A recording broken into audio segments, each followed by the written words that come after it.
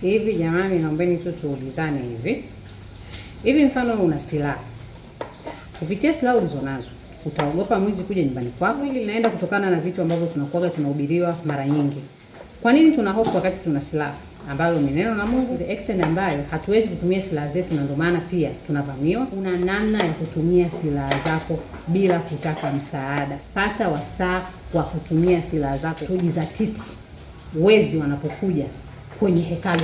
Shosti, tusemezane. Hivi jamani, naombeni tu tuulizane hivi, mfano una silaha yani silaha za kujilinda na mwizi, sawa hata kama ni mawe, hiyo si silaha ya kujilinda na mwizi. Una filimbi na kadhalika, alafu mwizi umeambiwa kabisa kutakuwa na mwizi nyumbani kwako saa fulani, muda fulani na nini, lakini una silaha. Je, kupitia silaha ulizonazo utaogopa mwizi kuja nyumbani kwako, au utakuwa umejihami na kujizatiti kupambana na huyo mwizi? Fikiria vizuri. Una silaha, utaogopa kama mtu ambaye hana silaha, au utajizatiti na silaha zako? Swali langu hili linaenda kutokana na vitu ambavyo tunahubiriwa mara nyingi.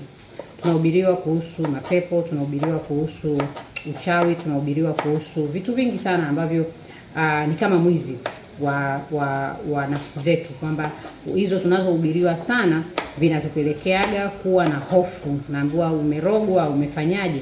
Lakini kwa nini tuna hofu wakati tuna silaha ambalo ni neno la Mungu? Kwa nini tuna hofu ambayo tuna silaha ambayo ni Roho Mtakatifu? Kwa nini tuna hofu ambapo tuna silaha ambayo ni Yesu Kristo? Kwa nini tuna hofu ambapo tuna silaha ambayo ni Mungu? Kwamba sisi ni waoga to the extent ambayo hatuwezi kutumia silaha zetu, na ndio maana pia tunavamiwa. Sisi ni waoga ambao tuna silaha zetu, lakini kutokana na uoga tulionao tunaacha kutumia silaha zetu na kupambana na hao wezi wenyewe, na kutegemea msaada labda wa polisi na kadhalika. Polisi inamaanisha kwamba unategemea binadamu mwenzio ndio akufanyie solution. Sisemi kwamba watu wasiamini binadamu mwenzao, lakini nataka kuelezea kwamba tuna namna tunapaswa kujua kutumia silaha zetu bila kuwa na mtu wa katikati.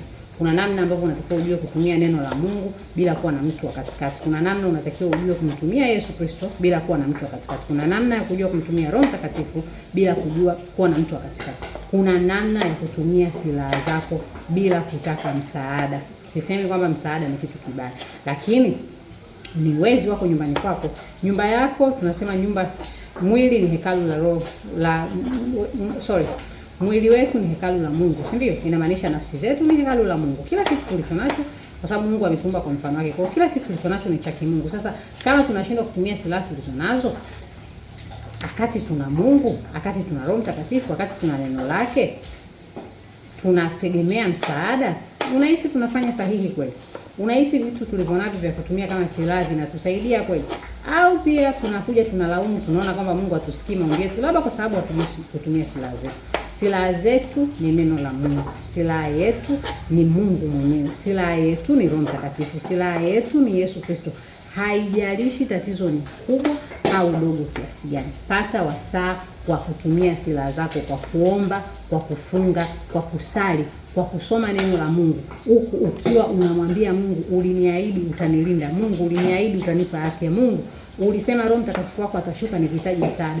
Ukilijua neno la Mungu vizuri kabisa, ndio silaha mama ya kujua hawa watu wengine wanafanya. Nikisema watu inamaanisha hizi nguvu nyingine zinafanyaje kazi. Huwezi kumclaim Roho Mtakatifu kama hujui Roho Mtakatifu anafanyaje kazi kwako.